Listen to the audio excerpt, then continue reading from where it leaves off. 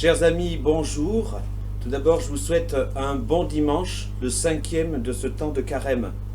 Et comme la semaine dernière, je vous propose, en lien avec le Père Michel, qui dit la messe dans son oratoire à la maison paroissiale, eh bien, nous puissions nous unir à sa prière par la lecture de l'Évangile.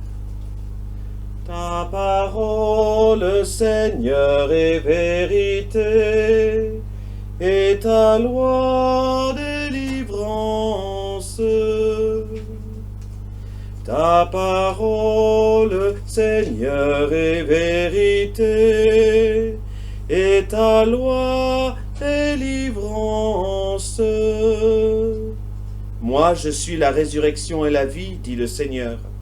Celui qui croit en moi ne mourra jamais. Ta parole, Seigneur, est vérité, et ta loi délivrance. Le Seigneur soit avec vous et avec votre esprit. Évangile de Jésus-Christ selon saint Jean. Gloire à toi, Seigneur. En ce temps-là, Marthe et Marie, les deux sœurs de Lazare, envoyèrent dire à Jésus, « Seigneur, celui que tu aimes est malade. » En apprenant cela, Jésus dit, « Cette maladie ne conduit pas à la mort, elle est pour la gloire de Dieu, afin que par elle, le Fils de Dieu soit glorifié. » Jésus aimait Marthe et sa sœur ainsi que Lazare.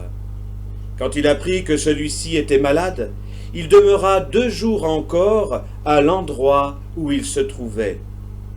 Puis après cela, il dit aux disciples, « Revenons en Judée. » À son arrivée, Jésus trouva Lazare au tombeau depuis 4 jours déjà. Lorsque Marthe apprit l'arrivée de Jésus, elle partit à sa rencontre, tandis que Marie restait assise à la maison. Marthe dit à Jésus, « Seigneur, si tu avais été ici, mon frère ne serait pas mort. Mais maintenant encore je le sais, tout ce que tu demanderas à Dieu, Dieu te l'accordera. » Jésus lui dit, « Ton frère ressuscitera. » Marthe reprit, « Je sais qu'il ressuscitera à la résurrection au dernier jour. » Jésus lui dit, « Moi, je suis la résurrection et la vie. Celui qui croit en moi, même s'il meurt, vivra. Quiconque vit et croit en moi ne mourra jamais. Crois-tu cela » Marthe répondit, « Oui, Seigneur, je le crois. Tu es le Christ, le Fils de Dieu, celui qui vient dans le monde. » Jésus, en son esprit, fut saisi d'émotion. Il fut bouleversé et demanda, « Où l'avez-vous déposé ?» Ils lui répondirent, « Seigneur, viens et vois. » Alors Jésus se mit à pleurer. Les Juifs disaient, « Voyez comme il l'aimait. » Mais certains d'entre eux disaient, « Lui qui a ouvert les yeux de l'aveugle, ne pouvait-il pas empêcher Lazare de mourir ?» Jésus, repris par l'émotion, arriva au tombeau. C'était une grotte fermée par une pierre. Jésus dit, « Enlevez la pierre. » Marthe, la sœur du défunt, lui dit, « Seigneur, il sent déjà, c'est le 4e jour qu'il est là. » Alors Jésus dit à Marthe, « Ne te l'ai-je pas dit? Si tu crois, tu verras la gloire de Dieu. » On enleva donc la pierre. Alors Jésus leva les yeux au ciel et dit, « Père, je te rends grâce parce que tu m'as exaucé. Je le savais bien, moi, que tu m'exauces toujours.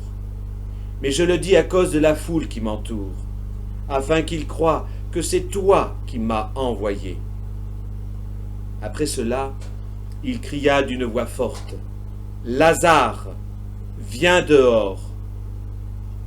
Et le mort sortit, les pieds et les mains liés par des bandelettes, le visage enveloppé d'un suaire.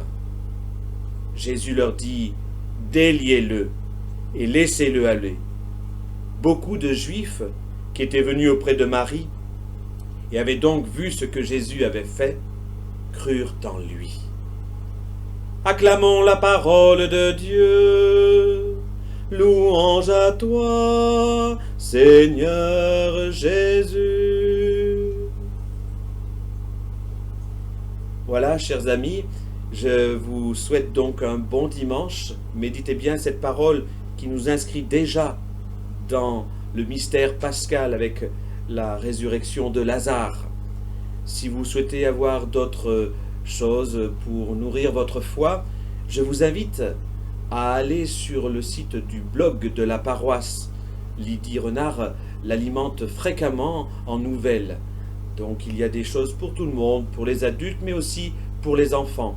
Les enfants du catéchisme ont même reçu un mail les invitant à voir cet évangile d'une façon un peu plus ludique, et aussi des propositions d'animation, comme nous l'avons proposé à chacun et chacune d'entre vous, de faire ce que nous appelons cette fameuse crèche de Pâques, qu'on pourrait appeler le jardin de Pâques, pour nous rappeler qu'en ces temps de confinement, bien difficile à vivre, on le conçoit par cet isolement que nous sommes forcés de vivre, et bien de ne pas oublier l'espérance qui est au bout de ce carême à travers la grande fête de Pâques, qui aura lieu d'une façon très très particulière cette année, bien évidemment, en raison de ce confinement. Rappelez-vous ce qu'a dit le pape hier lors de sa bénédiction Ubi et Orbi. Il a dit ceci: nous sommes tous dans le même bateau, toute notre planète est dans le même bateau, mais le Seigneur, lui, est présent dans le bateau. Frères et sœurs, bon dimanche. Allez dans la paix et dans l'espérance du Christ. Nous rendons grâce à Dieu. À bientôt.